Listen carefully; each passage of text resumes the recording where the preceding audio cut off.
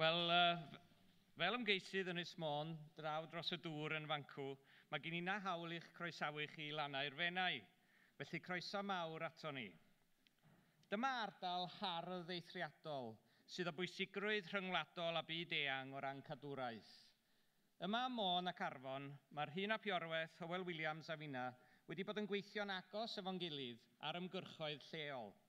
Ymgyrchoedd sydd hefyd yn bwysig i Gymru gyfan.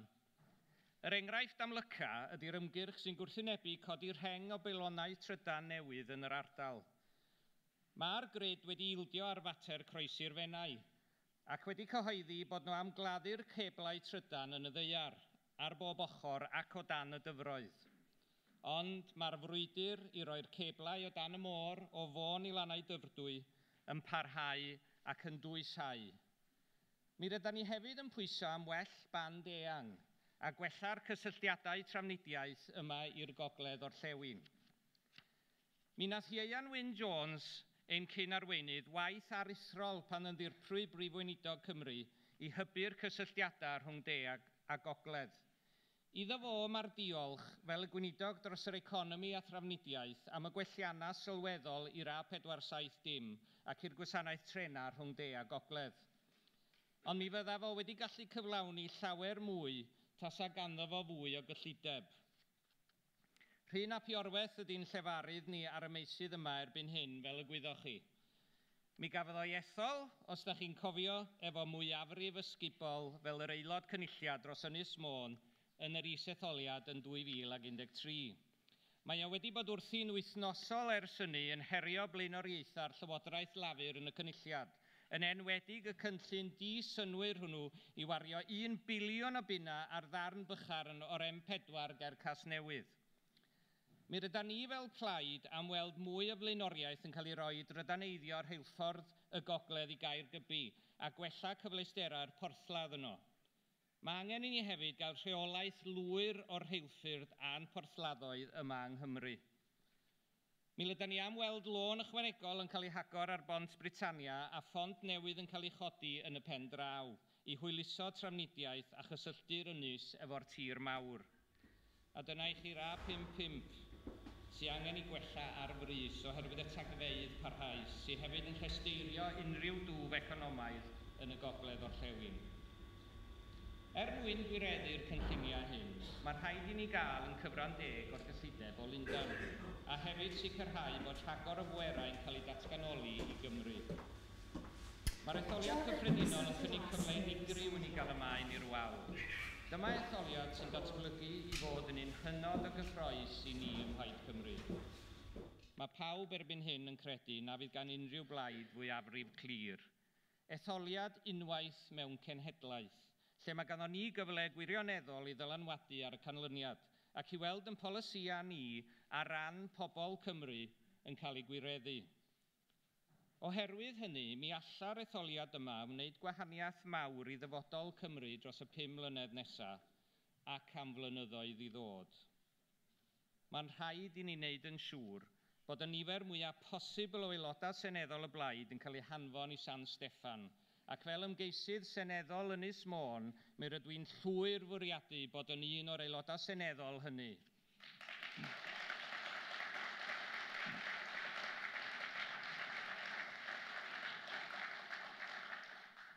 Mae'r bwcis yn deud mae'r Araith 2 geffyl ydy hi rhwng ni a Llafur. Ond pobl Môn fydd yn penderfynu pwy fydd yn cynrychioli nhw ar ôl mai y seithfed. Ac i roi blas i chi o'r ymgyrch, maen nhw'n ateb yn gadarnhaol iawn ar garreg y drws, un prif neges ni o ymladd yn erbyn y toriadau enbyd yma i'r gwasanaethau cyhoeddus. Mae'r toriadau'n llethu'r gwasanaeth iechyd a'r gwasanaethau sylfaenol eraill sy'n cael ei darparu gan y cynghorau lleol, fel addysg, y gwasanaethau cymdeithasol, tai fforddiadwy a llawer mwy. Mae'r holl wasanaethau yma'n gwegian, oherwydd i bod nhw wedi cael blynyddoedd o doriadau yn barod. Mae llawer sy'n gweithio y maes llywodraeth leol yn rhybuddio y bydd mwy o doriadau tebyg dros y blynyddoedd nesaf yn peryglu dyfodol llawer o'r gwasanaethau hanfodol yma. Dim ond dechrau'r wythnos, mi roedd Ffederasiwn yr Heddlu yn rhybuddio bod y toriadau gyllideb heddlu'r gogledd yn peryglu diogelwch y cyhoedd. A ddoe, dyma'r rhybudd mwyaf difrifol eto gan y gwasanaeth ambulans, bod bywydau mewn perygl wrth i gleifion orfod aros y tu allan i ysbytai. Mae yna gor o leisiau erbyn hyn yn rhybuddio am effaith difrifol y toriadau. Ydy llafur yn gwrando? Choeliau fawr. Yr hyn maen nhw'n ei wneud ydy addo mwy o doriadau os y bydden nhw'n ffurfio llywodraeth yn San Steffan. Dyna i chi heirlligrwydd aruthrol. Ond mae yna lygedyn o obaith, gan fod nifer cynyddol y gynghorwyr llafur yng Nghymru yn aniddig iawn, a rhai yn pleidleisio yn erbyn y toriadau i gyllidebau llywodraeth leol. Mae hyn yn golygu mynd yn groes i'w Plaid gan mai llafur sy'n rheoli llawer o'r cynghora. Mae nifer wedi cael ei disgyblu ac ambell un wedi gadael y Blaid lafur. Yma ym Môn, acw ym Môn,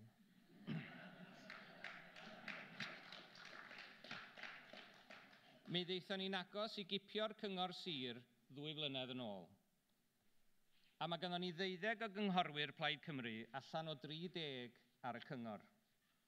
Maen nhw'n ffurfio gwrthblaid rymus ac adeiladol, sy'n cael ei pharchu gyn bawb, a maen nhw'n brwydro yn erbyn y toriadau ar bob cyfle. Hwn i ddim os da chi wedi clywed, ond mae gynnon ni 2 gynllun cadwraeth ar yr ynys ar hyn o bryd. Un ydy'r cynllun llwyddiannus i ddiogelu'r wiwer goch, a'r llall ydy'r cynllun hollol aflwyddiannus i achub ar y nifail coch arall hwnnw o Blaid lafur.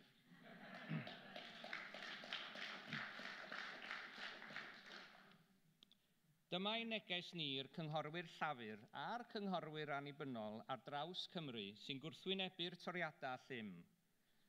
Cymerwch y cam nesaf da chi, ystyriwch o ddifri ac ymunwch yn ein hymgyrch ni yn erbyn y toriadau erchyll yma. Mi rydyn ni yn deall pam eich bod chi'n cicio yn erbyn y tresi, coeliwch i ni. Gan mai parhau efo polisiau toriaidd ydy'r unig ddewis mae'r Blaid lafur yn ei gynnig i bobl Cymru. It's very encouraging news that our leader, along with the leaders of the SNP and the Greens, will be taking part, after all, in at least 2 of the televised debates. Or is it 1 by now? Who knows, I suppose. But this original change of mind by the broadcasters only happened because of the outcry after the original announcement that we would only hear from the 4 stooges of the Tories, Labour, Lib Dems and UKIP. Apart from being an all-male and clone-like lineup, they seem to agree with each other more and more, making for a really boring broadcast.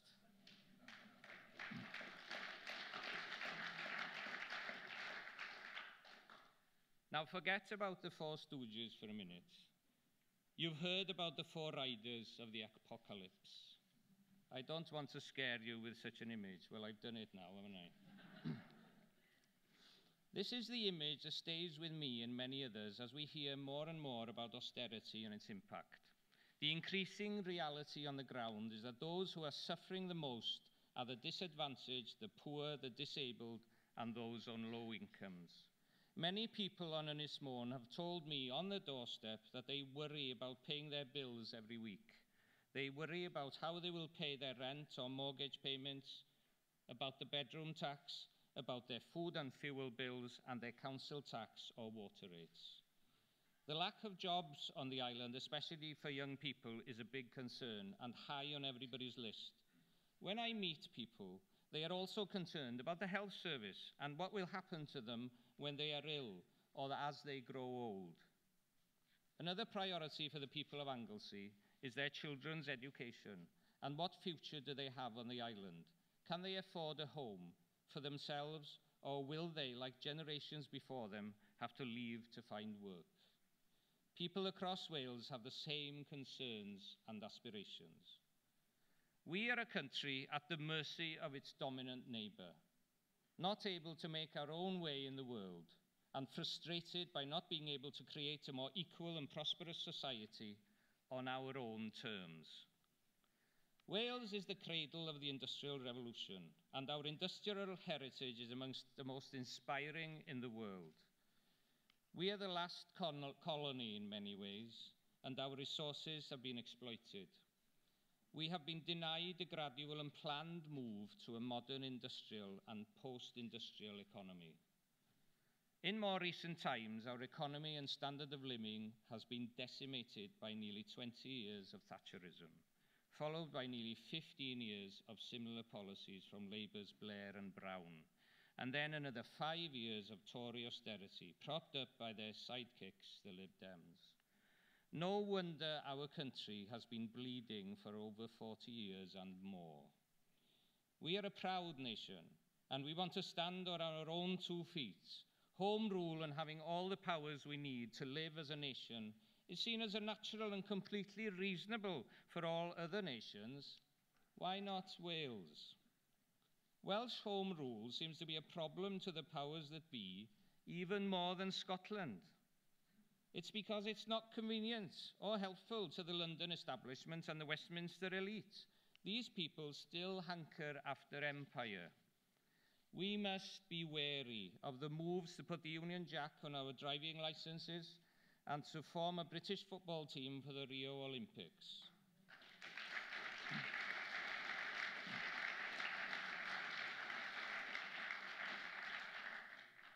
And did you hear about the women from Wales refused entry into Harrods because they were wearing their national costume? Shame on them. The current Prime Minister talks about Britain's role in the world, as if this collection of small and separate nations in the British Isles was still a superpower. Get real, smell the coffee, and let us all contribute in our own way to the world as equal nations.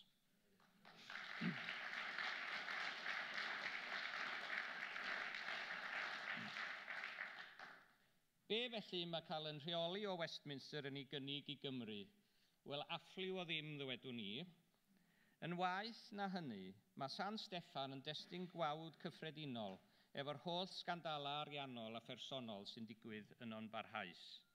Mae rhai o fy ffrindiau gorau i'n deud wrthai, be sy ar dy ben di eisiau mynd i'r fath le? Wel, dwi'n siŵr nad ydy Alex Salmon ddim am fynd ar gyfyl y lle chwaith, a mae o wedi bod yn o'r blaen. Ond mynd sy'n rhaid, ac am reswm pendant iawn. Mi rydyn ni yma yng Nghymru, fel yma nhw yn yr Alban, eisiau ein llais ni gael ei glywed yn glir ac yn groew yng nghoridorau grym San Steffan ar ôl Mai y 7th. Ac yn sicr, mi fyddwn ni'n cydweithio i gael y fargen orau i'n pobl. Be arall fyddwn ni'n ofyn amdano, meddach chi? Wel, mae ein hadnoddau naturiol ni yn dal i gael ei rheibio, heb unrhyw reolaeth go iawn ganddo ni drostyn nhw. Ein cyflenwadau dŵr nid yw'r enghraifft orau o hyn, a hynny ar hyd y blynyddoedd tan heddiw. Does ganddo ni ddim hawl chwaith i benderfynu ein hunain ar unrhyw gynlluniau cynhyrchu yn ni, o unrhyw faint, dim ond yr rhai lleiaf.